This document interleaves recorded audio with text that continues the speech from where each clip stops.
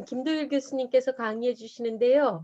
한 30분가량 강의해 주시고 그리고 이어서 오창우 목사님 또 사례 발표해 주시겠습니다. 네. 네, 안녕하십니까. 제가 네. 부족한 발제를 하도록 하겠습니다. 주어진 시간이 많이 없어서 바로 본론으로 들어가겠습니다. 교회론적 회심으로 변화되는 목회. 이제 부제로서는 미래 세대를 살리는 가정교회 마을 교육 생태계 만들기, 이렇게 되겠습니다. 우리 모두가 당면한 도전은 지금 저희 교단만 봐도 아기부서가 없는 교회가 굉장히 많고요. 또 이렇게 열악한 환경으로 지금 치닫고 있다는 거 우리가 다 인지하고 있을 줄로 압니다. 주일학교도 이렇게 감소하고 있고요. 또 많은 청소년들이 지금 교회를 안 가는데 미국 감리교회에서 조사한 바에 의하면 그들이 교회 와도 하나님을 만나지 못하고 또 부모조차 교회 출석을 우선시하지 않고 또 이제는 교회 아니라도 접속될 수 있는 연결의 고리가 많이 있기 때문에 교회 가는 것이 그렇게 예전보다 중요하지 않고 또 교회 다니는 친구들이 교회 안 다니는 친구들보다 더 나은 게 안 보인다 하는 그런 얘기를 했습니다. 그래서 저출산율뿐만 아니고 초혼 연령이 너무 낮아지면서 이제 우리에게 진정한 위기가 찾아오고 있다 하는 것이죠. 차세대와 노인 세대가 이 시대의 사역의 양쪽 끝이라고 저는 보는데요. 지금 이렇게 아이들은 줄어들고 어른들은 계속적으로 늘어나는 그런 저출산 고령화 사회가 이미 현실화되었다는 겁니다. 그럼 연령별 사역만 잘하면 문제가 해결되냐는 거죠. 이렇게 전체적인 어떤 그 생태계를 봐야 된다는 거죠. 이렇게 아동이 자라날 때 온 마을이 필요하다는 얘기는 다 아는데 이런 여러 가지 기관들 그 중에 하나가 교회라는 거죠. 그래서 이 생태계를 잘 건강하게 가꿔 나갈 수 있도록 사회와의 어떤 그 과정을 잘 밟을 수 있도록 도와주는 게 우리 교육자들의 할 일이다. 저는 그렇게 봅니다. 그래서 나에서부터 가정, 교회, 마을로 이렇게 번져나가는 그러니까 나는 이 일부분이다 하는 것이죠. 우리는 피조 세계의 한 일부를 차지하고 있다 하는 거죠. 그래서 온 마을이 필요하다 하는 얘기를 우리가 다 알고 있을 줄로 압니다. 교회 가정이 보내는 시간은 이렇게 요 표시로 봐도 50대 3,000시간 정도. 그러니까 가정과 교회가 같이 일하는 것은 너무나 당연하다 하는 얘기를 하는 것이죠. 그래서 건강한 생태계를 회복하는 것과 교회론적 회심이 변화의 핵심이라고 말씀드릴 수 있겠습니다. 그래서 지역 공동체와 또 마을을 얘기하는 이유가 단절이 이렇게 심하기 때문에 나와 너 세대 간 또 민족과 국가 간의 단절도 있고 또 교회 본질에 대한 그런 몰이해 또 지역사회랑은 상관없는 교회 교육 또 그래서 기독교의 사명을 새롭게 되새겨 봐야 한다 하는 겁니다. 그래서 사회학적 조망으로 보면 불확실성 위험이 커졌고 소통이 부재하고 고독의 시대가 됐기 때문에 지역 공동체론 또 이것이 더 나아가선 선교적 교회론으로 가는 학문적인 근거가 된다는 것입니다.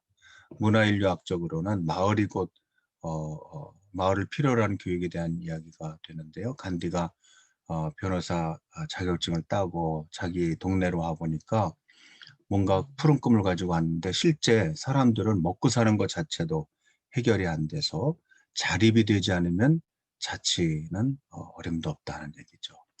조한혜정 교수가 얘기한 것처럼 우리나라는 그럼 어떠한가? 속이 텅 비어버린 토건 국가가 되어버렸다. 그래서 이 지역 공동체론이 문화인류학적으로도 정당성을 얻는다는 겁니다.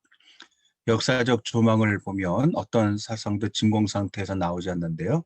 우리나라가 1980년에서 1907년까지는 기독교가 전파될 때 종교성보다는 정치적인 방편으로 전파된 적이 많았고요. 그 다음에 7년서부터 이제 대각성 운동이 일어나잖아요. 그래서 30년까지는 개인의 구원과 내면의 체험을 중시하는 단면과 또 다른 면에서는 사회적 기독교 역할이 이제 일어나기 시작했는데요. 일제 강점기가 계속되면서 일본이 45년에 갑자기 망할 줄을 몰랐기 때문에 한국 기독교 지도자들 그게 많이 이제 변질되게 됩니다. 신앙적인 순환 시대라고 볼 수 있겠습니다. 그리고 이제 해방이 되고 나서 한국 전쟁이 일어나고 그다음에 69년까지 보면 전쟁과 분단이 일어나고 교회는 어느덧 이익 공동체 이미지를 형성하게 됩니다. 69년에서 90년까지는 양적 성장에는 성공했으나 정교 유착 현상이 일어나고 많은 경우에 교회에서 정치적인 얘기를 하는 것은 신앙적이 아니라고까지 얘기하는 목회자가 많을 정도로 됐고 90년 이후에는 오늘까지 신뢰를 잃은 기독교의 모습, 친정치 내지는 무정치 성향이 많아지고 침체와 감소가 이제 본격적으로 일어나게 됐다는 것이죠. 신학적 조망을 보면 교회의 본질과 역할을 볼 수 있는데요. 교회란 예수님을 구주로 믿는 하나님의 백성으로 보고 또 그들이 섬기는 장은 세상이라는 거죠. 그래서 우리가 늘 얘기하는 것처럼 에베소서 1장 23절에 나오는 교회는 그리스도의 몸이고 만물 안에서 만물을 충만케 하시는 이의 충만함을 교회로 볼 수 있다는 거죠. 그래서 지역 안에 존재하는 교회는 무엇이고 또 본질적인 사명이 무엇인가. 제가 신학적인 조망을 좀 해봤는데요. 개혁자 루터는 성도의 교제로 봤고요. 또 그래서 그에게 있어서는 가난한 성도라는 오늘날 안 나가선 성도는 불가한 개념으로 본 것이죠. 존 웨슬리는 참 믿음을 가진 모든 신자를 교회로 봤고요. 성화 나눔 교제, 지역사회 개혁에 앞장서는 공동체를 교회로 봤고요.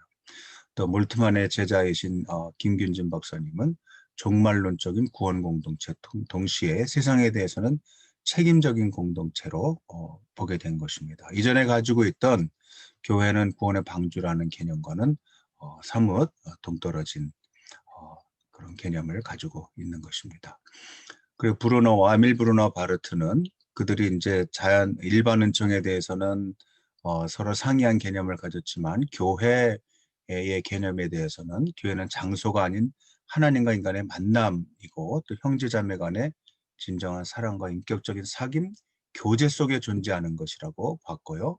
그래서 장신대 같은 또 영신대 또 호신대 같은 우리 교단의 신학교들은 대부분 그 설립 목적을 복음 전파와 하나님 나라의 구현으로 봤습니다. 그래서 한편으로는 전도가 중요하나 또 이 세상에서 하나님 나라를 펼쳐나가는 것이 중요하다고 본 것이죠. 그리고 몰트만 같은 분은 교회는 악한 영의 통치를 종식시키고 하나님 나라를 건설하는 데 목적이 있으며 사회적, 정치적, 경제적 변혁이 일어나게 하는 것이 교회의 존재 목적이라고 본 것이죠.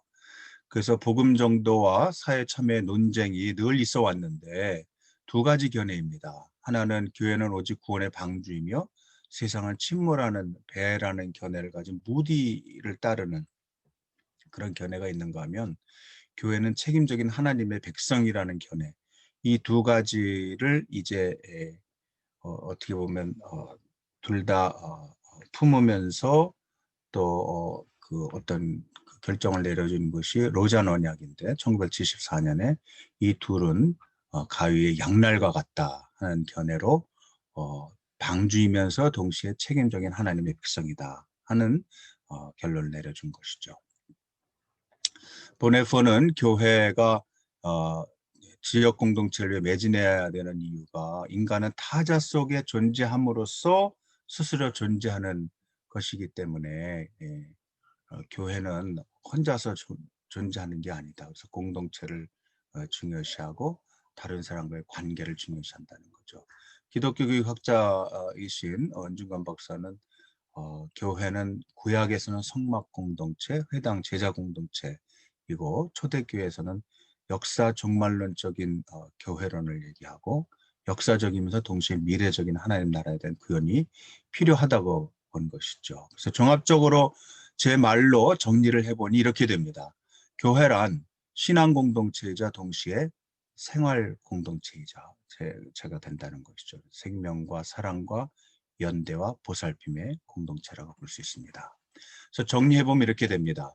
지역 공동체 담론, 그 교회가 지역 속에서 역할을 감당해야 된다는 그 담론의 형성의 근거가 되는 논의는 지역 속에서 하나님의 나라를 이루어 나가기 위해서 살아가는 하나님의 백성, 말씀 선포와 성례전, 전도를 강조하는 신앙 공동체임과 동시에 지역 속에서 예수 그리스도의 생명, 사랑, 연대, 보살핌, 함께함의 정신을 뻗드리는 생명 공동체, 즉 생활 공동체로서 십자가의 정신을 실천해 나가야 된다.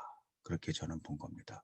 사실 이것을 한마디로 이제 삼위일체 신학이라고 볼 수 있는데요. 상호 연대, 상호 침투, 또 상호가 서로 간에 이제 함께하는 그런 성부, 성자, 성령 하나님께서 삼위이시지만 일체로서 존재하는 그것이 교회의 역할이라고 볼 수 있는데요. 교회는 그러므로 생활 공동체이며 동시에 신앙 공동체가 돼야 된다. 근데 오늘날의 문제는 서서히 신뢰를 잃어왔고 또 세속화 영향과 포스트 모더니즘의 영향으로 많은 성도들이 교회를 떠나게 되고 또 믿기는 하지만 소속은 거부하는 유럽의 교회 가보면 believing without belonging이라는 말이 아주 사람들 입에 아주 배어 있는 걸 볼 수 있는데요. 그런 모습이 지금 한국 교회의 모습으로 되고 있지 않나 하는 걱정이 많이 있습니다. 그래서 기은실에서도 얘기했지만 어떤 교회가 가장 바람직하겠느냐 할 때 대다수 동의한 교회의 모습이 올바른 목회자, 또 공동체성이 있는, 또 건강하고 투명한 교회를 지향한다는 거죠. 그래서 저는 교회론적인 회심, 이것이 마을 목회 시작이다. 그렇게 보는 거죠. 많은 사람들이 책에서 이렇게 보고 맞아 교회는 예수 그리스도를 머리로 하는 그분의 몸에 속한 사람들 하나님의 백성들 그 신앙인이 교회라고 얘기를 하지만 사실은 또 교회 와서 목회하다 보면 교회당 중심의 목회로 다시 들어가게 되고 그 지역사회를 위해서 존재하는 것 같은 물론 위에서도 존재하나 지역사회 안에서 그들과 함께 존재한다는 교회론적인 믿는 사람이 곧 교회다 하는 그런 회심이 마을 목회의 시작이 된다는 것이죠. 그리고 어떻게 가정과 교회 그리고 마을이 연계될 수 있을까 하는 궁리도 같이 해야 된다는 것이죠. 우리가 선교적 교회론을 살펴보면서 레슬리 뉴비기엔이 35년 동안 인도에 있다가 돌아왔을 때 자기가 살던 자기를 파송했던 영국 성공회를 비롯한 영국 사회가 완전히 신앙적으로 붕괴된 것을 보면서 말로 하는 복음전도를 넘어서 삶으로 보여주고 지역사회에서 건강하게 존재하고 함께 살아야 한다는 그 선교적 교회론을 얘기한 것이죠. 그래서 이제는 누구를 위해서 교회가 존재하는 게 아니고 마을 사람들과 함께 존재해야 된다는 얘기를 하신 거죠. 선교적 교회론은 그러므로 복음 전도가 삶의 진정성으로 이루어져야 되고 지역 사회를 품고 담장을 하는 선교적 개념을 가져야 된다고 얘기하는 것이 선교적 교회론이라고 보는 것이죠. 저는 기독교 교육적으로 볼 때 우리가 보통 미시오 데이를 얘기하잖아요. 하나님의 선교. 그래서 저는 에듀카치오 데이라는 말을 제가 만들어냈는데요. 하나님의 선교와 하나님의 교육이 부딪히는 그곳에 하나님의 나라가 성립될 수 있다. 제가 선교제도 가보면요. 선교와 교육은 떼어낼 수 없는 불가분의 관계에 있다 하는 생각을 늘 하게 됩니다. 그래서 제가 내린 결론은 선교적 교회로는 교육 선교의 신학적 기초가 된다 하는 결론입니다. 신앙 공동체론이 기독교 교육에 등장한 이유는 첫째는 교회가 신앙 전수 역할을 제대로 못했기 때문에 또 주일학교식 신앙교육의 효율성에 대한 의문이 들었기 때문에 또 모이는 교회 중심의 교회학교의 한계 상황에 봉착했기 때문에 그런 것이다 말씀드릴 수 있겠습니다. 그래서 그 두루신학교에 있는 전도학 교수인 레너드 스윗이 늘 에픽을 얘기하면서 경험, 참여, 이미지, 관계가 중요하다고 얘기했는데요. 이 말은 아직도 굉장히 유효하다 그렇게 볼 수 있겠습니다. 그래서 저는 지역 공동체로 나가는 기독교 교육을 위해서는 통합적인 학습 생태계를 만들어야 된다고 보는데요. 가정과 교회와 마을이 이렇게 서로 부딪히는 공통 분모를 찾아서 함께 연합적으로 또 통전적으로 같이 일해야 되는데, 마치 성부, 성자, 성령이 같이 힘을 합쳐서 이 오늘도 창조하시고 또 오늘도 우리 곁에 계시고 우리로 하여금 개척자가 되게 하시는, 김명기 장로님이 그랬거든요. 하나님은 창조하시고 인간은 개척한다. 그 말이 오늘날에도 유효하다, 저는 그렇게 생각을 합니다. 기독교 교육적인 조망을 조금 해보면요, 구약학자이면서 동시에 교육학 박사이기도 했던 월터 브루그만 그 교수는, 신앙인들은 성벽에서 중재를 위한 공적인 언어를 말할 수 있어야 하고, 또한 성벽 뒤에서 공동체 안팎에서 제국 중재자들의 눈 밖에서 나눌 수 있는 공동체적 언어도 역시 구사할 수 있어야 하는데, 이건 신앙인들이 교회 안에서만 통하는 언어만 할 수 있어서는 안 되고, 교회 바깥에서 예수를 믿지 않는 사람들과도 아주 능통하게 통용할 수 있는 그들의 언어, 퍼블릭 랭귀지도 역시 가져야 된다 해서 이중언어 구사 능력을 브루그만이 얘기했는데, 이것이 교육적으로 아주 필요한 것이고, 제자직과 시민직을 동시에 추구하는 데 아주 필요한 언어 구사 능력이라고 볼 수 있겠습니다. 디아코니아에서 코이노니아로, 오늘도 제가 강의하면서 얘기를 많이 했는데요. 우리는 교회가 그동안 사회를 위해서 어린이집, 뭐 노인학교, 뭐 이런 걸 통해서 많이 사회를 섬겼는데, 왜 사회에서는 교회를 이렇게 안 알아주고 이렇게 계속 서운한 얘기만 하느냐. 우리는 섬길 만큼 섬겼다 얘기하지만 사실은 언제 섬겨달라고 얘기한 적은 없는 거죠. 그래서 이제는 섬김과 봉사에서 이제 친교와 관계 형성으로 가야 된다. 아놀드와 머튼이 얘기한 것처럼 하나님의 백성은 공동체로 살아야 하며, 공동체에 사는 이유와 목적은 우리 모두가 사랑과 일치의 삶으로 부르심 받았기 때문에 하는 이 공동체, 또 관계, 또 사랑의 어떤 진정한 사랑의 섬김과 어우러짐, 이런 것들이 필요한 때가 기독교 교육에서도 필요하다고 본 것입니다. 제가 이렇게 그려봤는데요, 모이는 교회와 흩어지는 교회가 이렇게 같이 중요하고, 또 디아코니아와 코이노니아가 같이 중요한데, 오늘날에는 마치 이것이 한쪽에만 치우친 것처럼, 모이는 교회를 얘기하면 보수적인 교회고 흩어지는 교회를 얘기하면 진보적인 교회, 이렇게 생각하는데 그렇지 않다는 거죠. 이 네 가지가, 이 요소가 같이 있어야 된다 하는 것을 제가 강조하기 위해서 한번 그려봤습니다. 본 연구에서 다루지는 않았지만 지역 공동체로 나가는 기독교 교육적 시도가 많이 있고 좋은 모델들도 존재하는데요. 한국일 교수님, 또 조은하 교수님, 또 그동안에 특강 강사들이 많은 좋은 얘기를 해주셨는데요.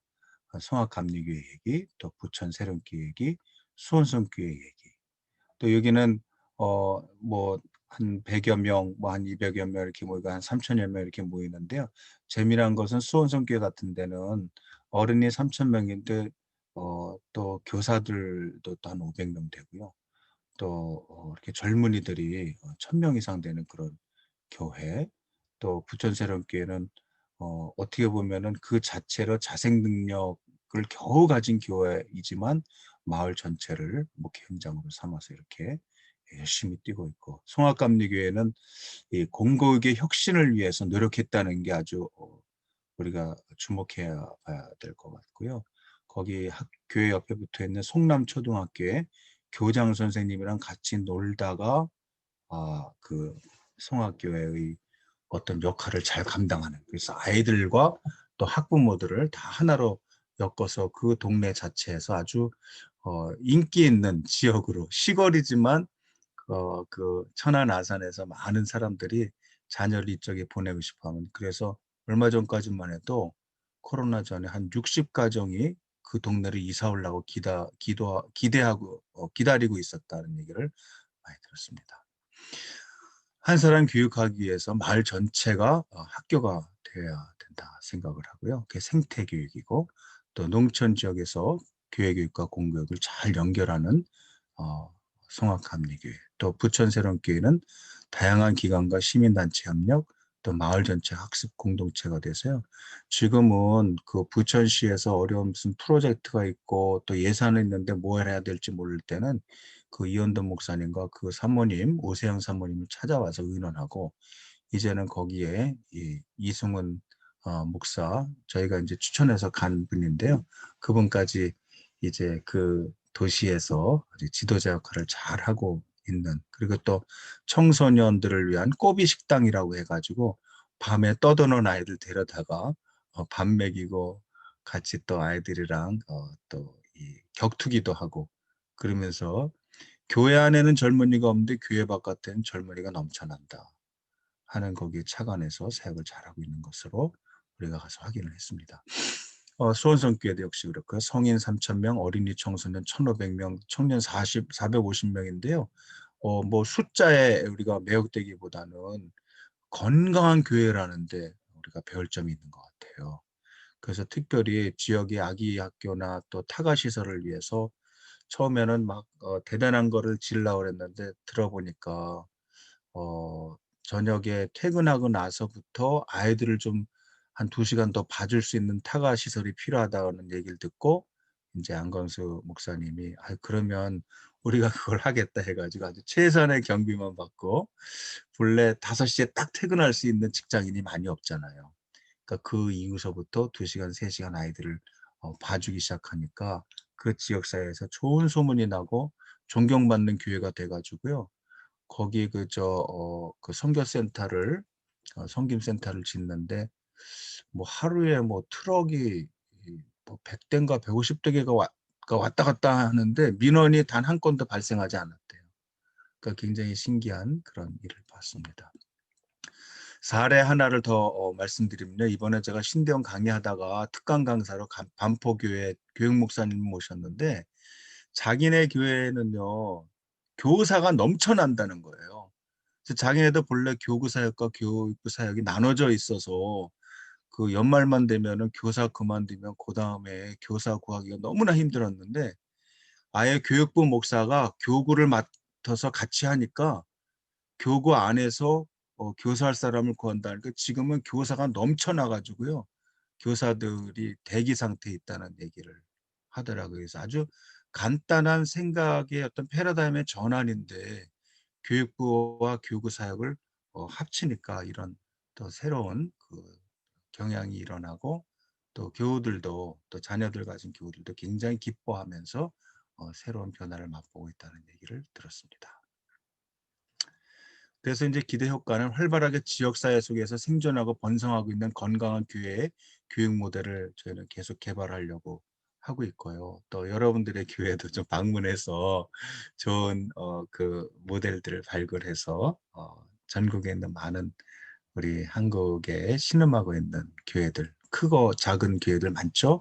그 어려움은 역시 다 경험하고 있는데 그들에게 좀 가서 보여주고 싶은 마음이 있습니다. 지교에서 활용하고 적용 가능성을 모색하려고 하고 있습니다.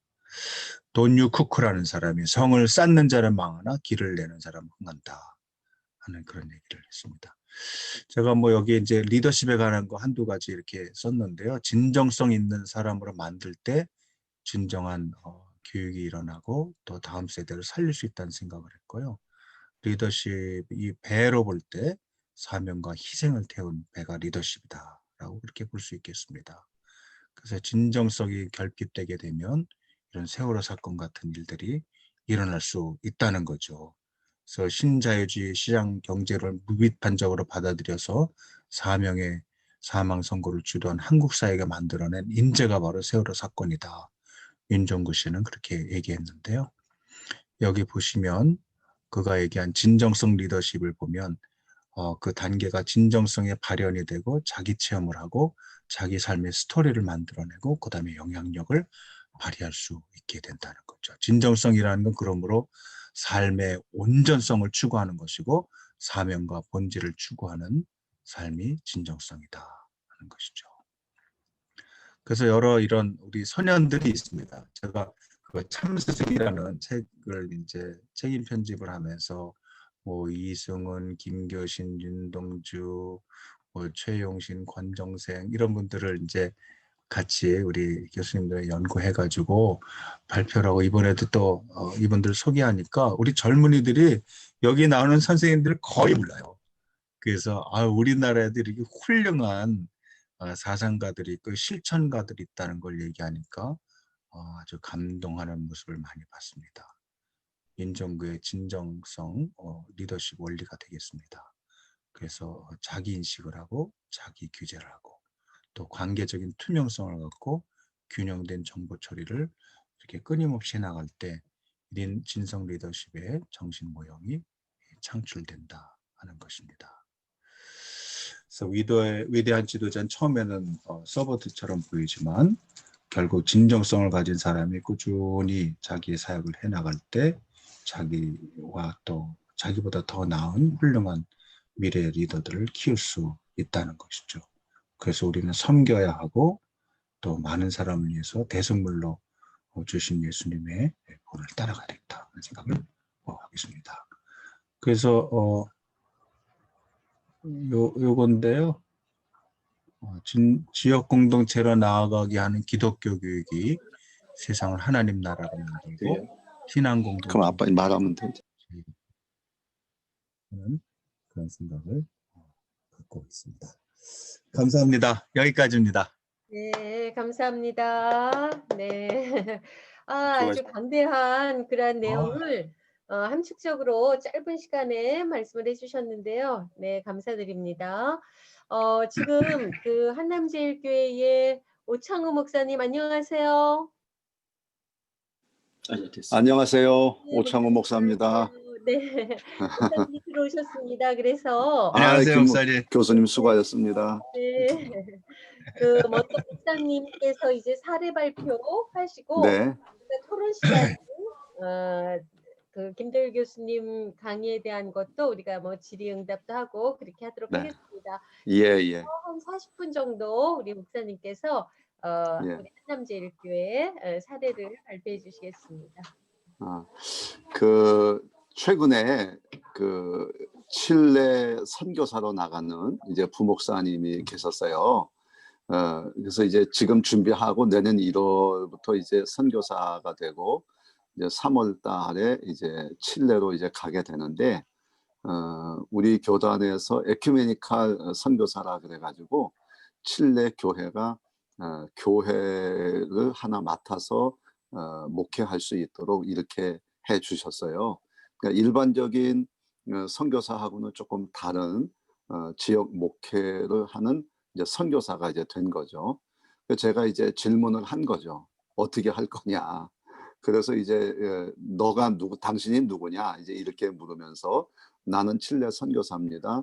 칠레 상황은 이렇습니다. 칠레 국민들은 이렇습니다. 칠레 교회가 이렇는데 나는 칠레 제2의 도시 어느 교회를 맡아서 담임하게 됐습니다. 그래서 이제 그 담임하게 됐을 때 그러면 과연 그 칠레 교인들과 더불어서 어떻게 만날 거냐. 그러니까 우리는 흔히 생각할 때 예배만 주로 생각하지만 선교사잖아요. 그럼 어떻게 그들을 선교하는데 선교할 때 어떻게 그들을 만날 거냐. 그러니까 무작위로 가서 만날 건 아니고 이미 교회도 있고 또 교인도 있고 지역도 있으니까 그러면 우리 교회에서 하던 식으로 가서 해보면 어떻겠냐. 그래서 이제 그렇게 이제 얘기를 이제 시작을 하게 됐죠. 근데 저하고 이제 한 몇 시간 이렇게 얘기하는 동안에 그러면 당신은 가면 어떻게 할 거냐. 그래서 이제 제일 먼저 이분이 얘기했던 게 뭐냐면 그러면 저는 그 지역의 추장을 찾아가겠습니다.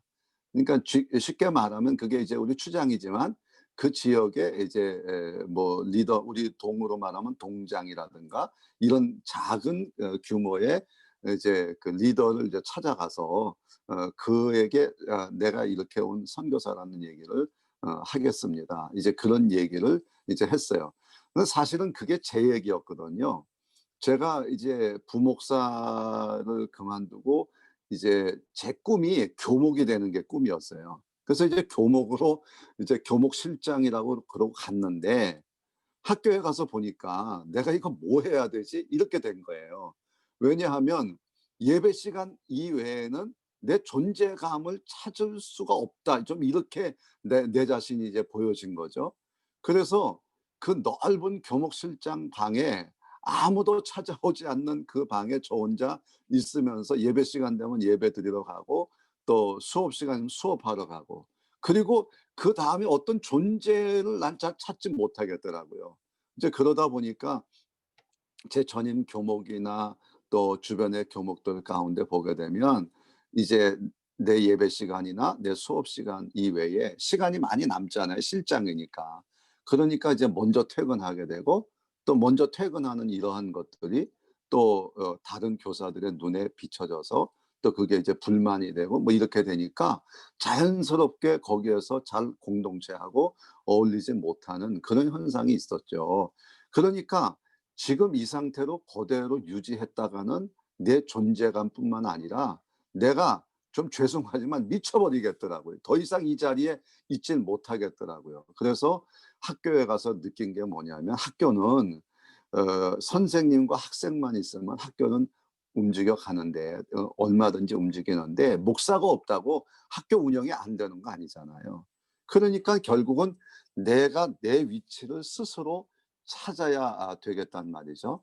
그래서 그때 생각해낸 게 뭐냐면, 이젠 가야 되겠다, 이들에게. 그래서 학생들에게만 가는 게 아니고 일단 선생님들에게 이제 가서 그들에게 필요한 것이 뭔가. 그 제가 뭐 목사로서 뭐 필요한 거를 갑자기 뭐 생뚱맞게 가서 할 수 있는 게 없잖아요. 그 제 아내가 이제 학교 교사를 했었기 때문에 물어봤죠. 당신은 학교 선생하면서 도대체 내가 목사로서 그들을 만난다면 목사가 와서 뭘 도와주면 좋겠냐. 그러니까 제 아내가 이런 얘기를 했어요. 한 3 시쯤 되게 되면 너무 피곤하다. 그러니까 그럴 때 아이스크림 하나씩 브라보콘 하나만 먹으면도 난 좋을 것 같다. 그래서 제가 그렇게 생각을 하고는 이제 그때는 이제 급사 이런 학생이 있었으니까 급사 학생을 시켜 가지고 브라보콘인가 한 50개 60개를 이제 사 가지고 선생님 하나씩 이제 나눠 주기 시작했죠. 근데 처음에는 그게 뭐 좀 이상한 듯 했지만 나중엔 그런 거에 대한 고마움을 이렇게 느끼면서 조금씩 가까워지게 된 거예요. 그러니까 결국 선교라고 하는 건 내가 그들을 찾아가는 수밖에 없는데, 내가 이 똑같은 경우를 교회 와서도 겪는 거죠. 내가 주일날 예배 시간 또 교인 신방 이외에는 내 존재감을 지역에서 찾을 수가 없어요.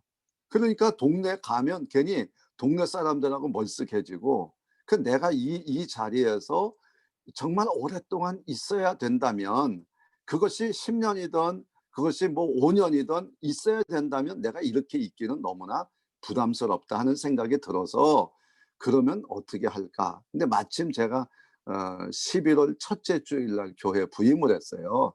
그러니까 자연스럽게 교회는 뭐 크리스마스 행사에 지역의 어려운 사람을 돕자 이렇게 된 거죠. 그래서 그 어려운 사람들을 돕기 위해서 그러면 뭘 할 거냐 그랬더니 쌀을 주겠대요.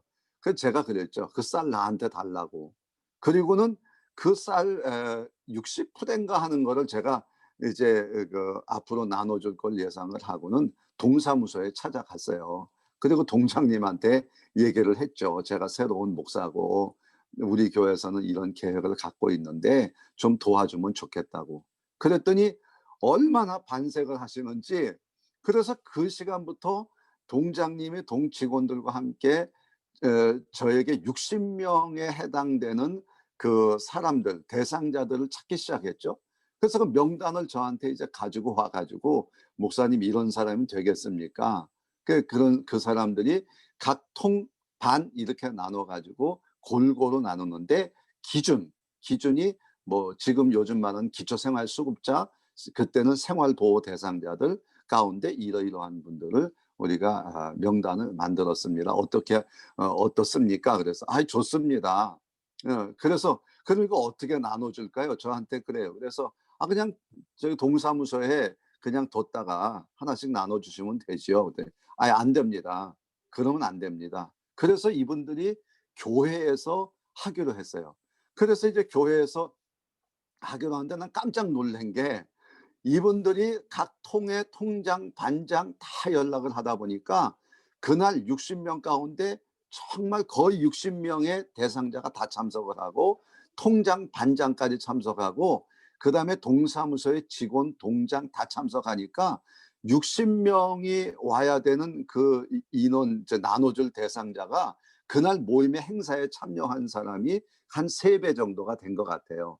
이제 그런 일들을 1년, 2년, 3년 이렇게 하다 보니까 지자체가 되고, 또 지자체가 되다 보니까 자연스럽게 국회의원 하는 사람들, 구청장 하는 사람들, 뭐 또 구의원, 이 시의원 이런 사람들이 다 그 일에 참여해 가지고 같이 기쁨을 나눴죠. 그리고는 이제 그 쌀을 나눠 주는데 저보고 사회를 보라 그러는 거예요. 그래서 아이 싫다고 그냥 동장님이 하시라고. 그래서 동장님이 하시면서 제일 먼저 하시는 게 뭐냐면, 오늘 이렇게 자리를 마련한 것은 이 한남제일교회에서 이렇게 하는데 이 한남제일교회 목사님이 이 좋은 분이라고, 그러면서 용비어천가라고 하는 거를 그때 처음 이제 야 이런 게 용비어천가구나 하는 느낄 정도로 저에 대한 칭찬, 교회에 대한 칭찬, 뭐 그날 장로님들 참석한 장로님들에 대한 칭찬, 막 교인들에 대한 칭찬, 뭐 이런 말할 길이 없어요. 그래서 그렇게 하면서 저보고 한 말씀 하라서, 아니 나 한 말씀 안 하겠다고.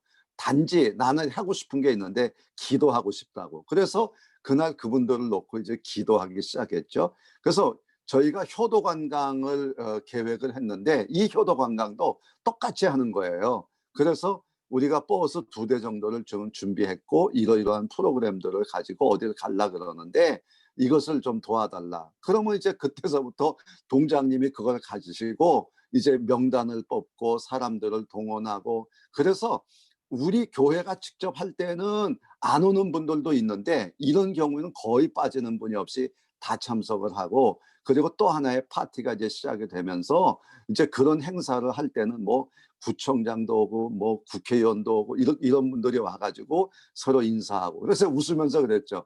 올 때 그냥 오면 인사 안 시킨다고. 그랬더니 이분들이 올 때 뭐 주스도 사오시고 뭐 빵도 사오시고 이렇게 해가지고 하면서 주민들과 또 이제 하나가 되는 이제 그런 게 있는데요. 지금 코로나19 때문에 뭐 다 아무것도 못 하잖아요. 그래서 제가 이 코로나19는 오히려 교회에 주신 하나님의 난 기회라고 생각하는데, 이 기회에 내가 할 수 있는 일이 뭐가 있을까? 그러니까 그거는 자꾸 숨는 것뿐만 아니라 교회가 그 총회가 나눠준 자료에도 보게 되면 이 코로나와 같은 이 전염병이 돌 때 교회는 역사적으로 그 일을 위해 헌신했고 순교하는 사람도 있는데, 우리가 순교까지는 아니지만 우리가 방역하는 일을 한번 나서 보자. 그래서 제가 이제 그 동장님한테 가서 우리 부목사님이 이제 가서 이야기 좀 하시라 그랬더니 얼마나 반색을 하시는지, 우리가 엄두가 안 나서 이런 일을 못 했는데 그런 거예요.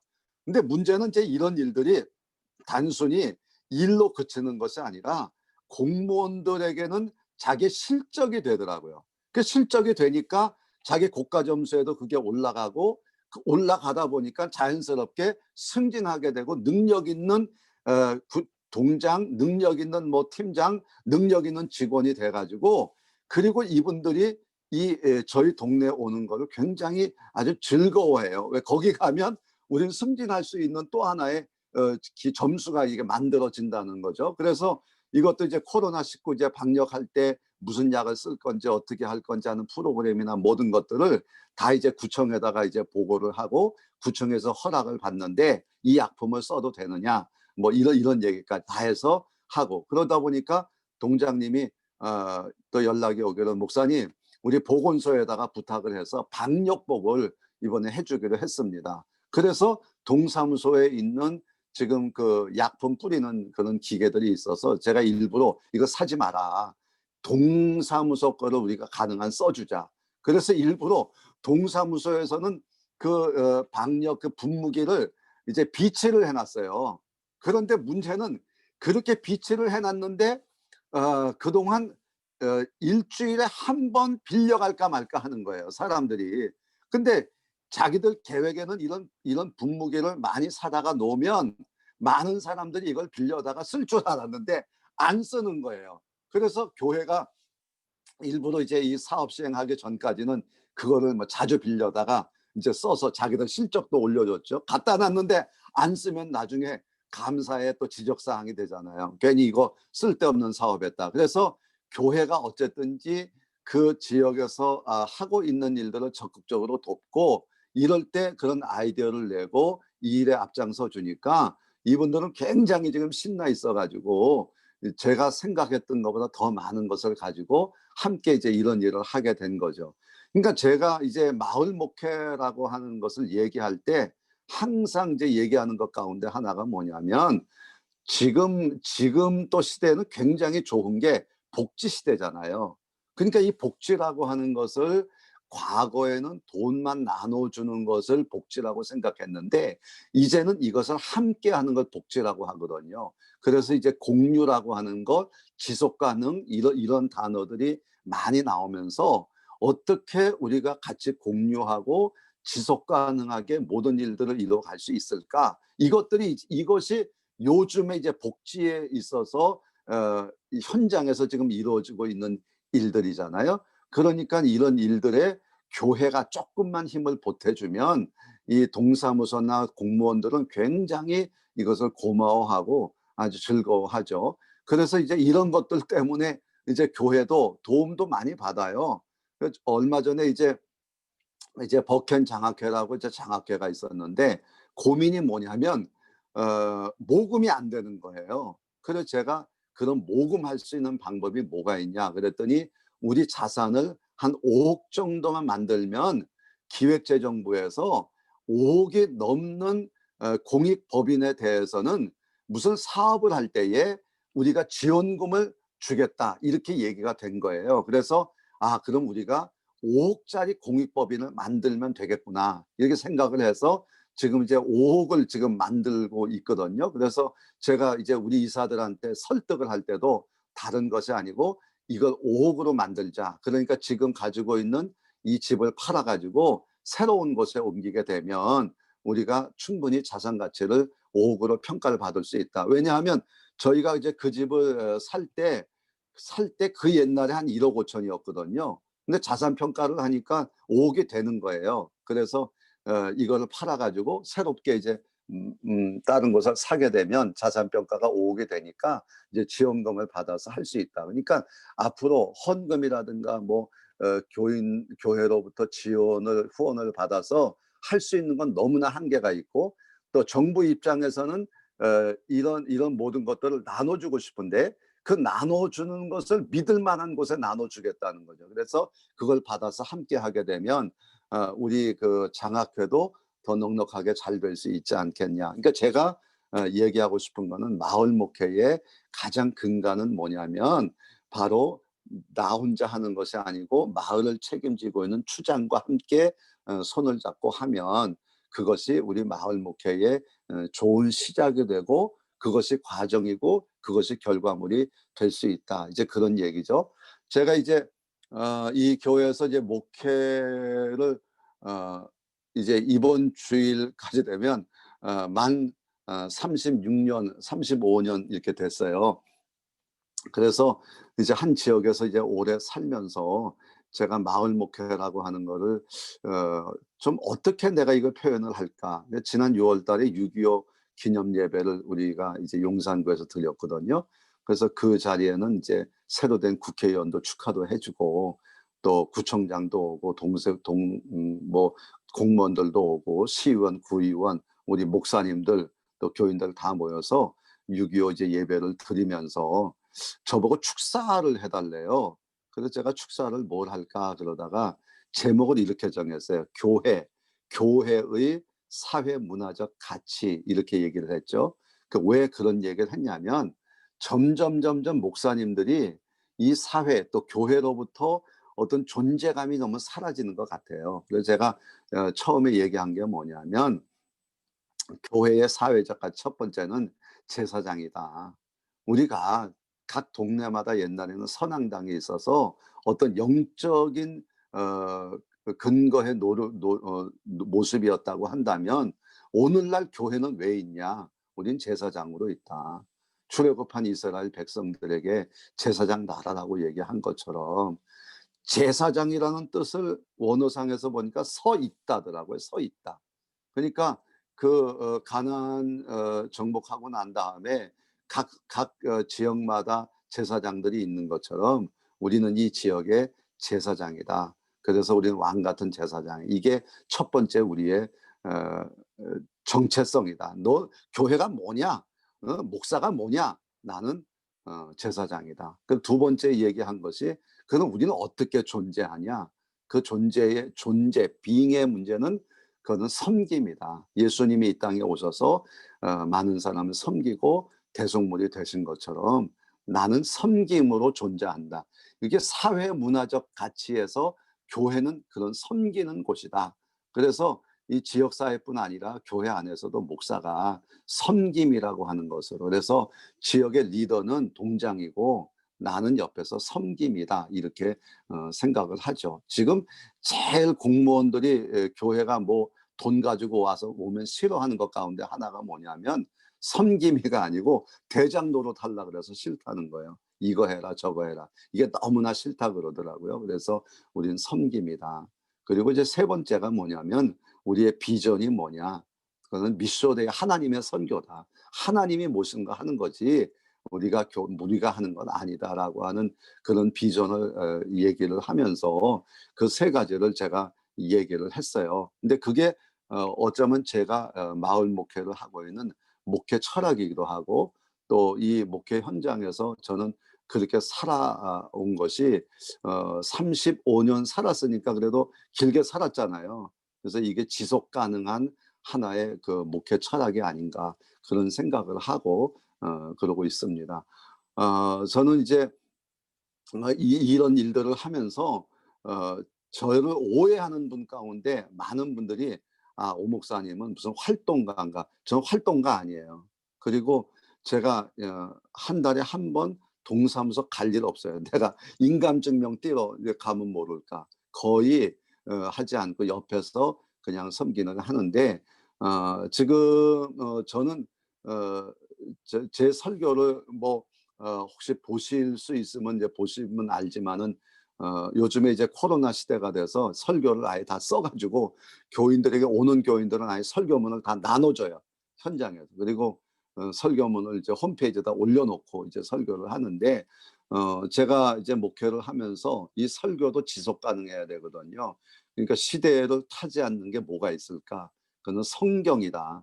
그 성경을 잘 설명하는, 그러면서 거기에 섬김과 제사장과 하나님의 선교의 그런 개념들이 그 안에 같이 있으면서 복음적 설교를 제가 나름대로 열심히 이제 하고 있어요.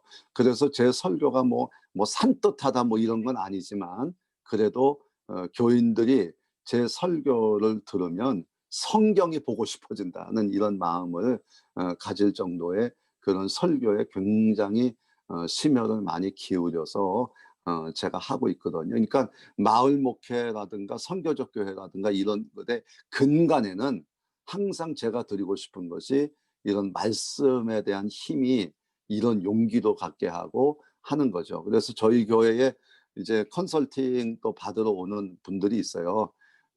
또 제가 또 강의도 나가고 우리 부목사님들도 이제 강의 나가시는데, 가서 이제 이런 얘기를 하면 되게 좋다 이제 그러면서 근데 우리는 안 되겠다 이런 얘기를 하거든요. 근데 제가 처음 시작할 때부터 사실은 이렇게 찾아가서 이제 했던 것처럼 우리는 여전히 찾아가지 않으면 마을 목회 되지 않고요. 그리고 이게 이제 도시하고 농촌하고 조금 다를 수 있는데요. 제가 생각하는 마을 목회, 도시 마을 목회는 돈 가지고 하는 것 아니고요. 어떤 프로그램 가지고 하는 것도 아니고요. 자꾸 교회로 끌고 들어오는 거는 좀 쉽지 않은 것 같아요. 그래서 저는 어떻게 해서든지 지금 현재 우리나라가 또 서울이라고 하는 도시에서 하는 일들 가운데, 지방에도 많더라고요. 마을 공동체 이런 일들을 하는데, 이번에 이제 어 이번 주간에 이제 그 상을 이제 받아요. 뭐냐면 마을 공동체 사업 잘했다고. 근데 이제 우리 교역자하고 우리 교인들 중심으로 해 가지고 우리 이태원에 이제 외국인들이 많으니까 그들과 함께 이제 공동체 활동을 했거든요. 그런데 거의 안 했어요. 동네 사람들이 모임이 무서워가지고. 근데 이제 우리만 이제 교회에서 이제 이런 활동을 해가지고 그래서 이제 상을 용산구에서 이제 큰 상을 이제 받아왔어요. 그런 것들이 이제 교회가 해야 될 일이 아닌가 그런 생각을 하면서 뭐 시간이 많지 않으니까 그저 제가 요 정도 이제 말씀을 좀 드리고 또 하나 이제 마지막 말씀드리고 싶은 거는 청소년 교회예요. 여기 지금 우리 기독교 교육 전문가 우리 김도일 교수님이 계시는데 제가 외람되게 이제 이런 말씀드리기가 참 어려운데 저희도 이제 도시교회다 보니까 외부에서 오는 분들이 거의 지금은 막 80%가 넘어요. 그러니까 동네에 사람이 없어요. 뉴타운이 지금 16년째 지금 되고 있으니까 외국인들만 지금 왔고 집은 다 낡았고 이제 그런 상황이 돼서 그래서 학생들이 점점 줄기 시작을 해가지고 이러면 안 되겠다 해서 저희는 이제 학교자를 일단 뺐어요. 왜냐하면 학교라고 하는 그 시스템을 적용하다 보니까 어려움이 많았어요. 그래서 이제 수평적으로 나눠 있던 그 학급 편성을 이제 수직으로 이렇게 나눴죠. 그래서 수직으로 나눠 가지고 이제 반편성을 했어요. 그리고 총회가 준 교재대로 목사님이 설교하시면 설교가 끝나자마자 그 자리에서 학생들이 모여 가지고 저기 뭐야 세일을 하는 거죠. 저희 자기들끼리. 그러니까 선생님이 옆에 계시지만 선생님이 안 계셔도 충분히 자기들끼리 질문을 가지고 서로 대화를 하고 옆에 선생님이 도와주시고 그리고 난 다음에 다시 모여가지고 목사님이 오늘 말씀에 대한 것을 다시 한번 정리해 주시고 그리고 이제 축도하고 마치는 이제 그런 컨셉으로 이제 예배를 하면서 자연스럽게 자기 주도 학습의 훈련을 교회가 좀 하게 됐죠. 그리고 이제 두 번째는 학생들이 제일 어려워하는 게 봉사거든요. 봉사 점수 따는 거. 그래서 교회가 봉사 점수를 따게 해주자. 그래서 우리 교회에서는 학생들에게 1년에 120시간의 봉사를 의무적으로 따게 하죠. 그래서 한 주는 청소하게 하고 한 주는 요양원에 가서 봉사하게 하고 한 주는 도시락 봉사를 하는데 이 도시락 봉사는 이 독거노인들, 독거사 혼자 살다가 돌아가신 분들이 많아서 정부에서 이런 거에 대한 대책이 있어야 된다. 그럴 때 그럼 우리가 좀 찾아가 보겠다. 어떻게 찾아갈 거냐? 그래서 이제 반찬 가져가는 분들도 있고요. 뭐 김장, 뭐 쌀 갖다 주는 분이 있는데 우리가 이제 집수리 와서 노인들 집에 가 보면요. 대부분 이 쌀이 막 쌓여 있고요. 그리고 겨울 되면 벌써 김장이 뭐 적십자에서도 오고 천주교에서도 오고 교회에서도 오고 이래가지고 이게 막 쌓여 있어요. 김장이. 그러니까 밥 한 끼라도 좀 따뜻하게 먹고 싶은 게 노인들의 마음이다. 그래서 저희들은 이제 학생들이 모여서 회비도 자기들이 내요. 3,000원씩. 내 가지고 동네 지역사회 보장협의체라고 하는 그 봉사단체와 함께 도시락을 만들어 가지고 많이 모일 때는 한 엄마하고 애들 다 포함해서 250명 이 정도가 모이고요. 그리고 이제 그게 시간이 많이 걸리니까 동장님이 목사님이 이거 봉사 점수 4시간 줘야 되겠습니다. 그러면 좋지요. 그래서 기본적으로 한 달에 8시간 정도 봉사 점수를 따니까 그게 한 100시간 정도 되거든요. 그래서 학생들에게 다른 봉사를 좀 하게 해서 한 120시간 정도. 그리고 이제 비전 트립을 갈 때도 학생들도 같이 참여하게 되면 그 비전 트립 하게 되는데 참 좋은 사례는 지난번에 캄보디아 갔을 때 고등학교 그 3학년짜리가 따라갔어요. 그래가지고 너 고3인데 여기 와도 되냐?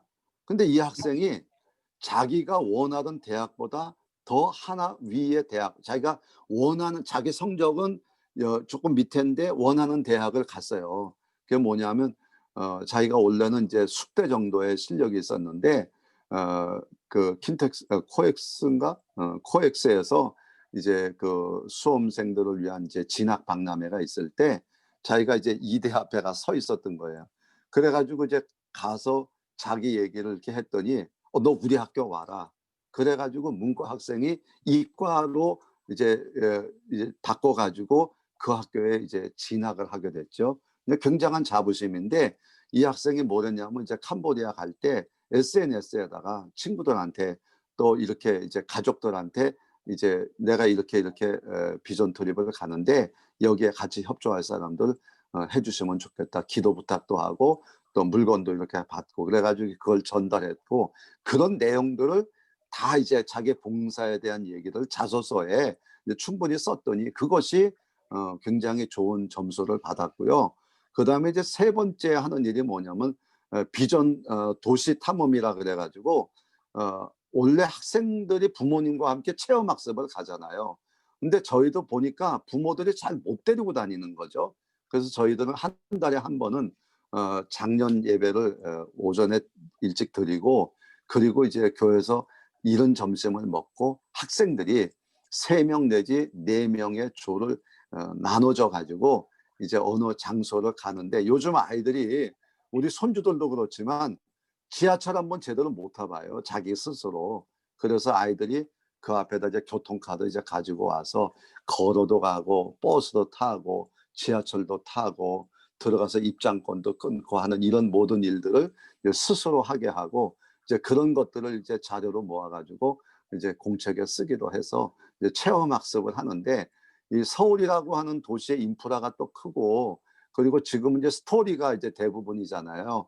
그래서 이제 어느 장소에 어떤 스토리가 있었다 하는 그런 것들을 이제 다양하게 찾아가서 이제 학생들이 쓰죠. 그래서 그걸 통해서 아이들이 체험 학습을 하고 봉사 활동을 하고 그래서 지금 학종 제도가 없어지는 게 좀 서운하긴 해요. 왜냐하면 거기에 이제 학생들이 봉사를 하면서 그냥 하지 말고 학교에 봉사 동아리를 만들어라. 그래서 청소하는 동아리, 그다음에 도시락 동아리, 그다음에 요양원 가서 봉사하는 동아리 3명이면 되거든요.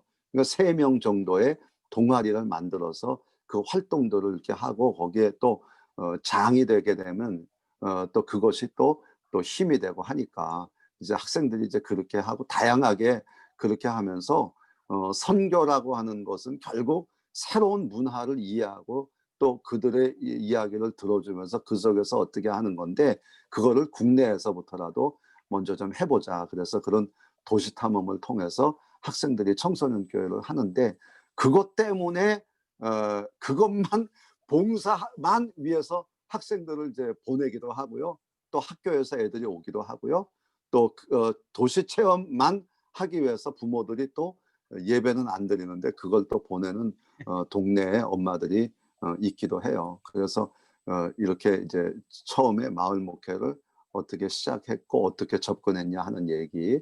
두 번째 마을 목회를 하면서 제가 가지던 목회 철학 얘기. 그다음에 세 번째 청소년 교회. 그래서 저희는 학교라는 말을 빼고 그냥 유스 커뮤니티 이렇게 해서 이 학생들이 도시 탐험할 때 되게 좋은 것 같아요. 형 동생 이렇게 가니까요. 그래서 캠프도 같이 하고 이제 그런 일들을 하고 있다. 이 세 가지만 좀 말씀을 드리겠습니다. 고맙습니다. 아유, 대단하시네. 아닙니다. 네, 감사합니다. 아유, 짧은 시간인데도 너무 중요한 말씀을 많이 해주셨어요. 감사드립니다. 네. 그러면 우리 목사님들 이렇게 좀 질문하고 싶으신 부분들 질문해 주실까요?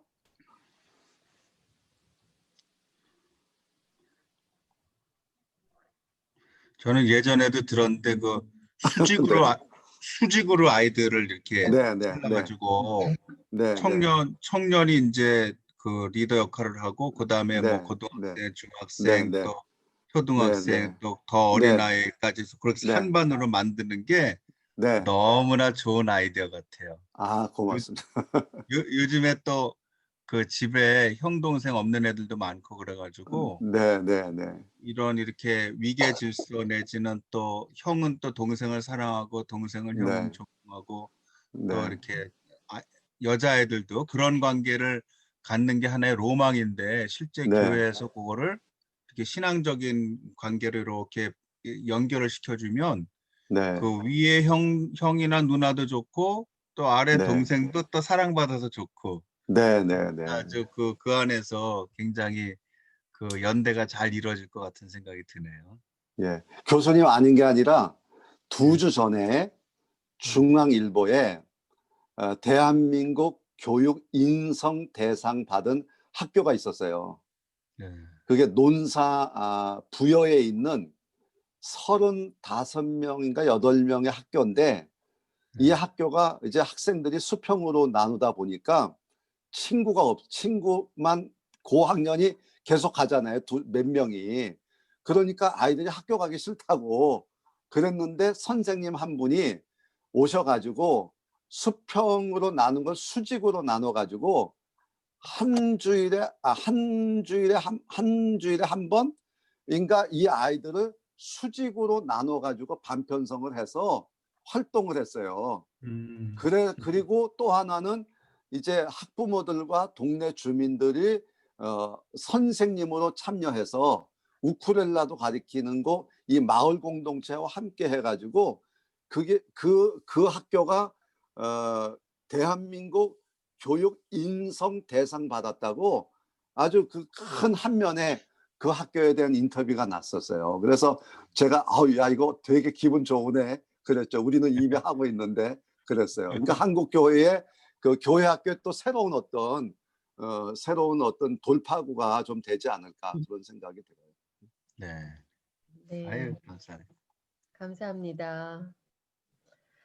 저는 목사님 말씀 들으면서 네, 사실 이제 요즘에 교회에서 김장 해갖고서는 아니면 이제 네, 하나라서 네, 네, 김통 뭐 종갓집 김치라든지 이런 거 사갖고 네, 이렇게 네, 네, 하고 그러는데 한 단계 더 나가서 정말 그 집집마다 김치가 쌓여 있을 수도 있겠다 네, 네, 네, 생각을 했습니다. 그래서 우리는 내가 누군가를 주면은 그게 이제 네, 우리가 마땅히 해야 할 바라고 생각을 하는데 그 집에 들어가서 정말 이 김치가 필요한지 아니면 네, 그것 이외에 다른 것이 필요한지 이것까지 한 걸음 더 나가는 것이 필요한데 네, 네, 목사님 그 말씀을 해주셔서 바로 이런 마을 목회의 어떤 이 중요한 점은 디테일에 있구나 하는 그 생각을 네, 한번 하게 됐습니다.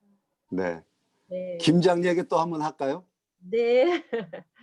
김 교회가 김장을 해서 해준 일은 이제 거의 초창기에 이제 조금 있었고요. 지금은 거의 안 하는데 올해도 동사무소에서 목사님 우리 차 써도 돼요. 아 그럼요. 그래서 이제 우리 부목사님들이 우리가 가서 하겠습니다. 그래서 가서 했어요. 근데 그건 뭐냐면 교회 봉고차 가지고 김장 해놓은 거 배달하는 거예요. 네. 그래서 배달을 했더니 너무 고맙다고 우리한테 100kg를 줬어요. 네. 김장을 10kg짜리 그 100kg 10개를 줬어요.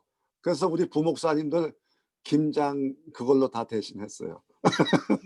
그러니까 자꾸 우리가 뭘 돈이 있어야 된다고 생각하는데 그들이 요즘에 하는 건 뭐냐면 김장을 할 때 자원봉사자가 몇 명 오느냐가 실적이에요. 네. 돈이 필요한 게 아니고요. 근데 그럴 때 자동차 배달하는 사람이 있냐 이것도 굉장히 동해에서는 숙제인가 봐요. 그래서 네. 그거 하나 한 거죠 뭐. 네. 그래서 우리 김장 다 했어요. 네. 선교사님들도 다 해드렸어요. 그걸로. 아유, 네. 잘하셨네. 감사합니다. 네. 또 우리 목사님 중에 질문 있으세요?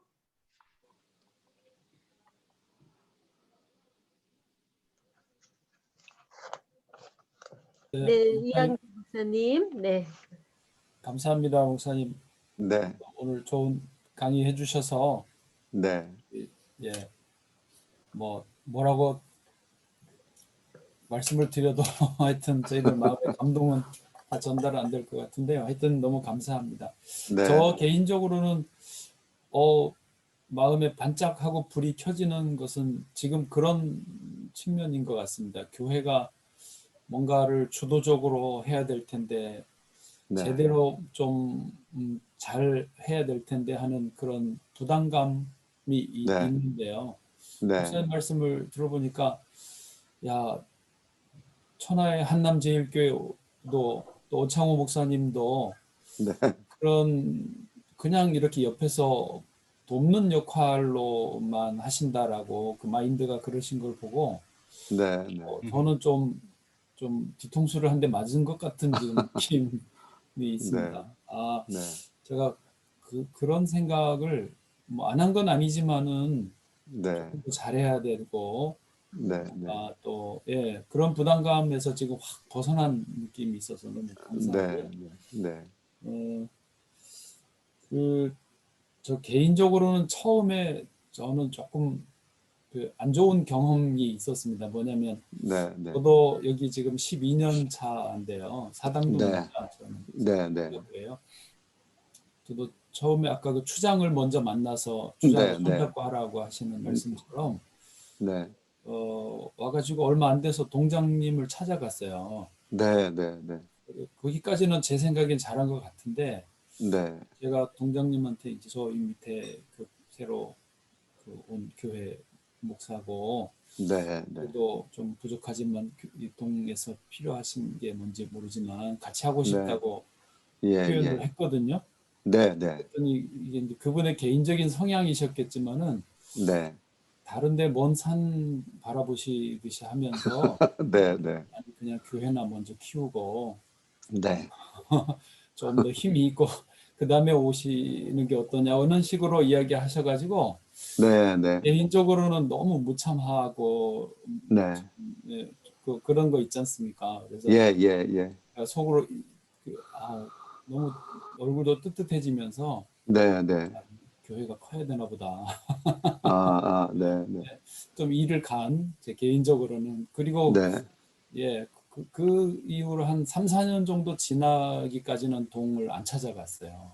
네, 네, 네, 예, 못 가겠더라고요. 그 동장. 네, 네, 그리고 좀 마음이 좀 편안해지고 나고 그냥 동장님도 바뀌고 나서 네, 네. 그다음에 제가 가고 지금은 이제 잘 하고 있습니다만 개인적인 아픔을 괜히 말을 했네요. 네.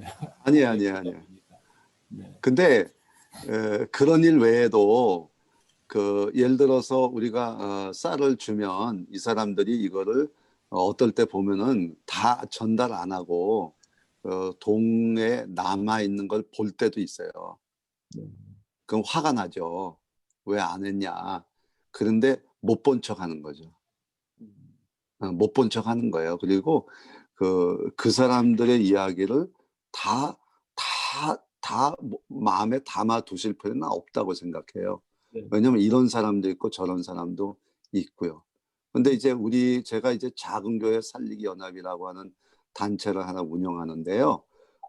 저희가 한 형제 교회가 한 130교회가 되거든요.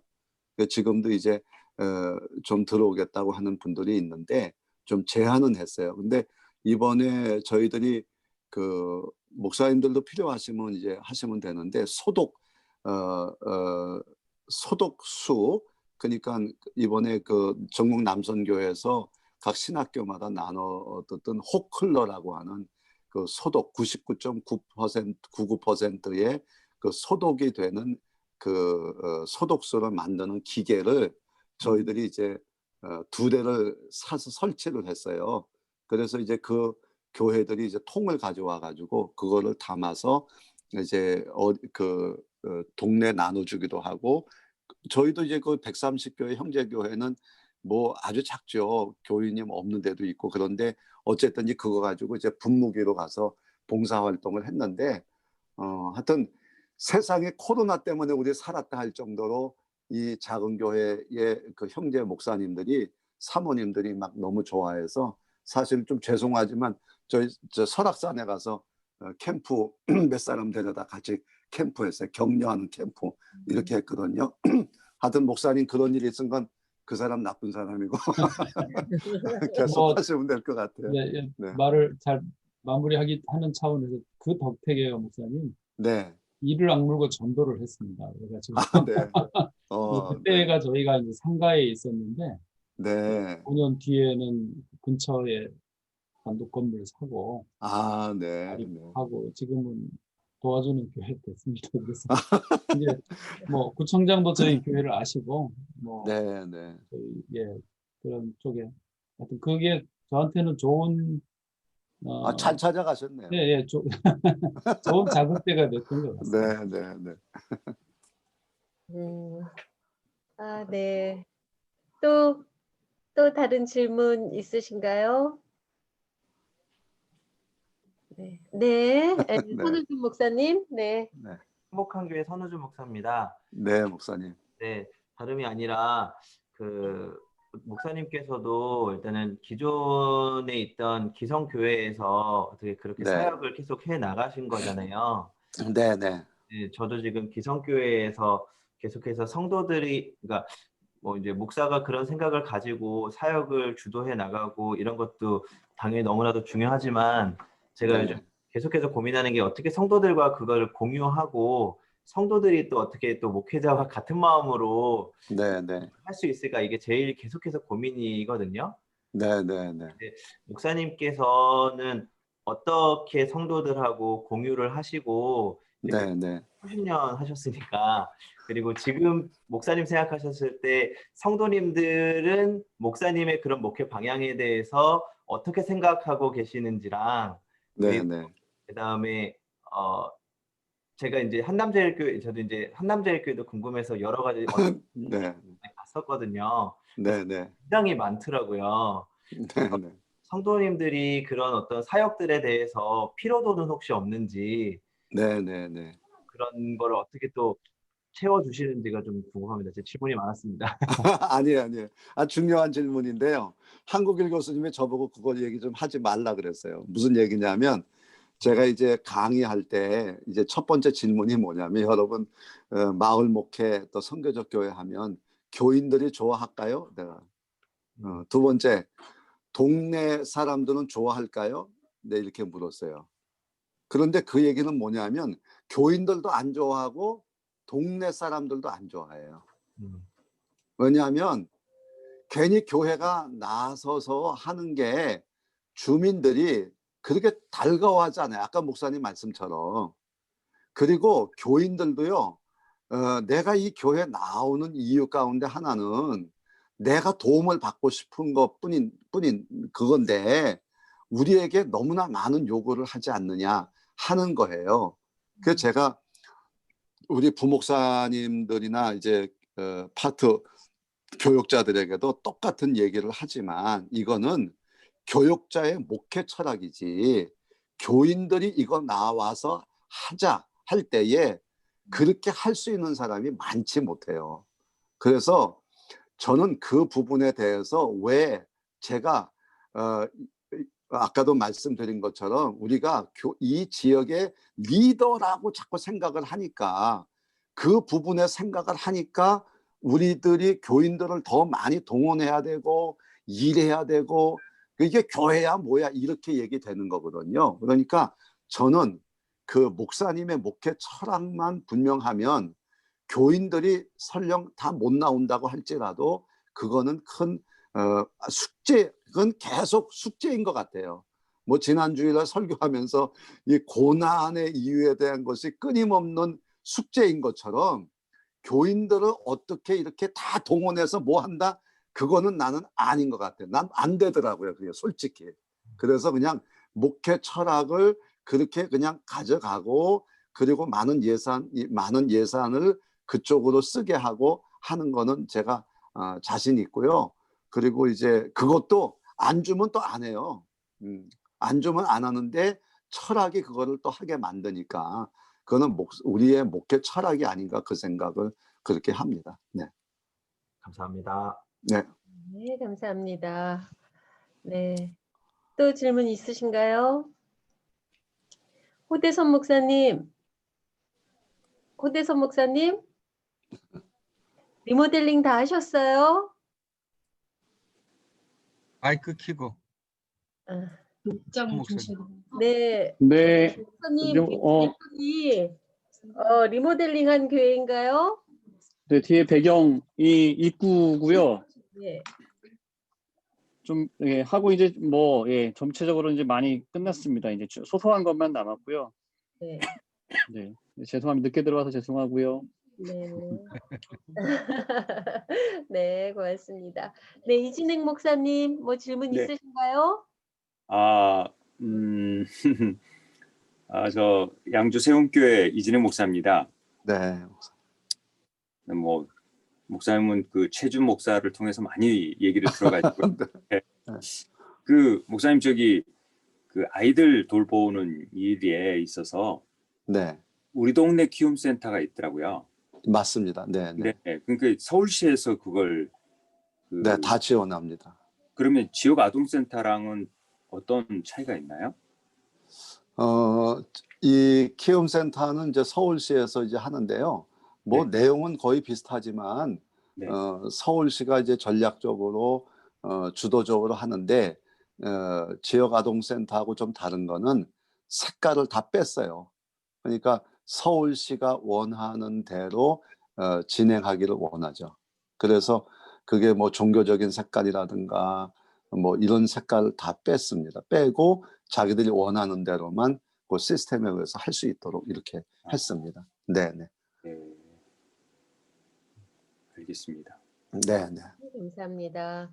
그리고 저게 뭐 2시간, 1시간 돌봄도 가능하거든요. 키움센터는. 네. 네네. 네. 네. 네. 이양재 목사님, 네. 네, 그 키움센터가 네, 네. 교회에서도 할 수 있는 건가요? 그러니까 그렇죠. 색깔을 다 근데 빼면? 그렇죠. 그게 그래서요. 저희는 이제 장소를 제공하죠.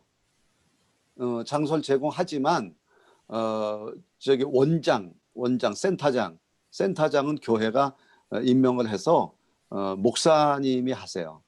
네. 네. 그러면 이제 그 서울시가 생활비 봉급이나 이런 걸 다 주고요. 그리고 그거에 따라서 그냥 그대로 하기만 하면 돼요. 교회가 공간 우리 용산만 해도 교회가 하는 데가 5군데인가 있어요. 네. 그래서 교회에서 하죠. 이게 서울시에서는 되게 고마운 거죠. 교회가 하면. 왜냐하면 공간을 쓰는 비용이 안 들잖아요. 그러니까 자기들이 와서 다 설비 다 하고요. 다 해요. 예. 그러니까 교회가 특별히 돈 들어갈 필요는 없고 센터장이 이제 저희가 임명을 해서 그분이 이제 신앙적으로 잘 지도를 하죠. 네. 알겠습니다. 하시면 좋아요. 네. 예. 네, 네, 네. 감사합니다. 네. 네, 그럼 또 질문 있으신가요? 오 목사님은 제가 볼 때는 네. 고수예요, 고수. 고수예요. 그래서 이 지역의 이런 용산구나 이런 지역에 또 계시는 지역센터 또는 이런 우리가 볼 때는요 동장, 통장 또 뭐 구청장 이런 분들 다 관계를 서서히 잘 가지시면서 이렇게 하니까 또 오 목사님이 또 이렇게 말씀을 부드럽게 하시고 이제 또 상대방을 세워주고 이렇게 하니까 그냥 그야말로 코이노니아 목회가 되는 것 같아요.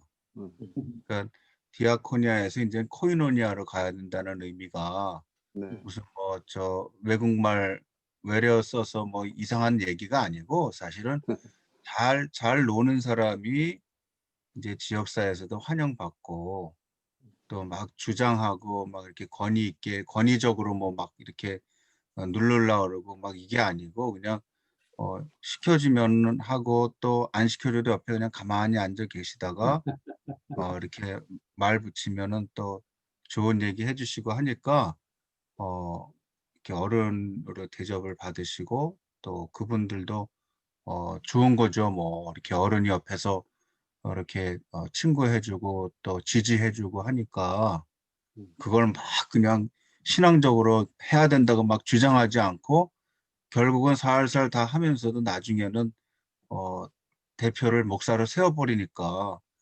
그러면 그 전체 어떤 목회 철학을 가지고 갈 수가 있잖아요. 근데 각계전 털 때부터 그냥 싸움으로 시작해가지고 그 헤게모니 싸움으로 시작하면 누가 그 장을 목사로 세우는 거를 찬성을 해주겠어요.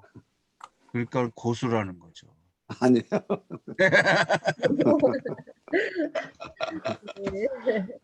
네. 네. 네, 네, 이종은 목사님 마이크 켜주세요. 마이크 켜주세요. 네. 네, 저는 경상북도 영주에 있는 풍기동구교회 이종훈 목사라고 합니다. 네, 목사님. 성교대학원을 다니면서 우리 한국일 교수님께 석박사 과정 가운데 우리 한남제일교회 오 목사님에 대한 말씀을 너무 많이 들었습니다. 그래서 이제 어떤 분이실까 하고 궁금했었는데 오늘 뵙게 되어서 참으로 영광입니다. 네. 참으로 귀한 사역해 오셨는데요. 그리고 앞으로 우리 오 목사님께서 꼭 하시고 싶은 사역이 있다면 정말 그 지역 사회 안에서 앞으로 네. 이제 은퇴를 앞두시고 혹 내가 마지막까지 꼭 이건 한 번 더 해보고 싶다라고 하는 그런 사역이 있다면 한번 좀 소개해 주시겠습니까? 뭘 새롭게 하겠다고 하는 생각보다는 중요한 게 이제 목사님들이 가지고 있는 그 목회 철학을 좀 그 후배 목사님들과 또 동료 목사님들에게 좀 같이 나누고 싶은 게 이제 제 바람이에요.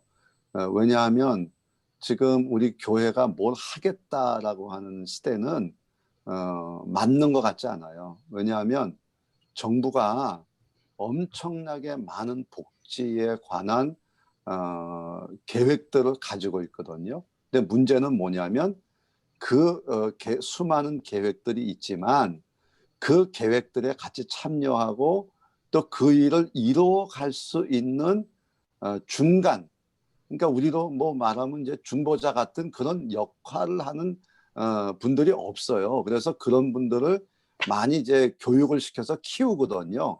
그래서 뭐 전국적으로 이제 그런 교육들이 있어가지고 뭐 1년에 몇 시간 이상 교육받고 몇 년 과정 거치고, 그래서 아까 우리 최준 목사님 말씀하셨는데, 최준 목사님 사모님은 이제 이제 이런 봉사활동을 이제 한 경력을 가지고 공무원 일을 지금 하고 계세요. 그래서 동사무소에서 이 마을 공동체를 지도하고 또 후원하는 그런 별정직 공무원의 역할을 지금 하고 있거든요. 그런데 지금 서울시도 지금 그 별정직 때문에 말이 많지만 앞으로 그런 별정직들이 더 많아질 거란 말이죠. 그래서 제가 정말 하고 싶은 일이 있다고 한다면 바로 이런 봉사 활동들의 훈련들을 된 우리 교인들, 또 하다못해 교육자들, 좀 이런 분들이 있어가지고 그런 공무원도 좀 하시면 좋겠고, 그 다음에 우리 교회가 하고 있는 요양원이라든가 어린이집이라든가 또 키움센터라든가 이런 곳에 센터장이나 원장을 하실 수 있는 그런 교육자와 크리스찬들이 좀 많이 나오면 좋겠어요. 그러니까 청년들이 물론 공무원 시험을 보는 거 굉장히 바람직하지만 만약에 그게 안 된다고 할지라도 그 지역에서 봉사활동들을 통해서 얼마든지 그 별정직 공무원들을 들어갈 기회가 많거든요. 근데 그런 준비들이 안 돼 있어서 그게 너무 좀 속상해요. 그래서 제가 하고 싶은 일이 있다고 한다면 늘 그런 그 훈련된 그런 사람들이, 교회가 크리스찬들이 많아지면 좋겠다. 그래서 사회복지사라든가 보육교사라든가 또 요양원 같은 데도 우리 크리스찬들이 가서 일하면 얼마나 좋겠어요. 봉사도 하고 그 다음에 그걸 통해서 또 생활에 또 수입도 얻게 되고, 그러니까 그런 일들을 우리 교인들이 좀 하실 수 있으면 좋겠다. 그게 제가 진짜 하고 싶은 일들입니다. 네, 감사합니다. 네, 감사합니다. 네, 오늘 우리 이제 오창훈 목사님께서 정말 부드럽게 이야기를 해주시는데 아주 예리한 그런 그 내용들을 많이 이야기해 주셨습니다. 그래서 이제 교회가 어떤 이 마을에서의 주도자의 그 자리에 있다기보다는 협력자가 되는 것으로서의 그러한 그 중요함, 그 다음에 우리가 만나는 사람들의 삶의 자리를 좀 더 디테일하게 살펴보는 그러한 그 어떤 사랑하면 보인다라는 그런 관점인 것 같아요. 그리고 아까 코로나가 우리에게 굉장히 중요한 기회를 주었다라는 말씀에 저는 굉장히 감동을 받았는데요. 상황이 변화할 때 마을에 가장 시급한 것이 무엇인지를 살피고 그것을 제일 먼저 함께 할 수 있는 그러한 그 부분들, 이러한 것이 중요하다는 걸 우리에게 말씀을 해줬습니다. 뿐만 아니라 다음 세대 교육을 이러한 그 성교적 교회 차원에서 교육 받는 우리 학생들이 스스로 참여자가 되게 하는 것, 그것이 굉장히 중요한 그 교육으로서 이러한 그 우리의 신앙적 가치들을 다음 세대가 이어갈 수 있도록 하는 중요한 일이라는 걸 저희들에게 알려주셨고, 마지막으로 기독교적 가치를 가진 사람들이 우리 사회 곳곳에 요양원이라든지 또 사회 이러한 그 일선에 설 수 있을 때 이러한 그 우리가 한 사람 한 사람이 선교적 교회로서의 그러한 그 역할을 더 잘해갈 수 있을 것이다 하는 그러한 그 말씀을 해주셨습니다. 그리고 무엇보다도 제가 아하 하고 이제 무릎을 쳤던 건 뭐냐면, 설교를 사실 요즘에 그 온라인으로 다들 하면서 제일 어려워하시는 분들이 연세 드신 분들이시거든요. 아무리 이제 뭐 쉽게 가르쳐 드려도 그 부분이 어려운데, 써서 나누어 주셨다는 거에 굉장히 제가 이래서 이런 디테일을 가지고 계시는 부분이 교인들이나 마을 사람들에게 아주 정말 이러한 그 살아있는 선한 영향력을 미치셨겠구나 하는 생각을 했는데, 이러한 그 부분들을 저희들에게 섬세하게 알려주셨습니다. 다음 기회가 되면 또 우리 매 시간마다 다 함께하는 약속인데, 한남제일교회도 좀 저희들 한번 찾아가서 목사님 사역하시는 그 장소에서 또 한번 뵐 수 있는 그러한 기회가 될 수 있기를 바라겠습니다. 네, 고맙습니다. 오늘 귀한 시간 내주시고 또 이렇게 귀한 말씀 전해주셔서 감사드립니다. 저희가 박수로 감사 인사를 드리겠습니다. 네, 그러면 오늘 이렇게 월요일마다 저희들이 모이는 게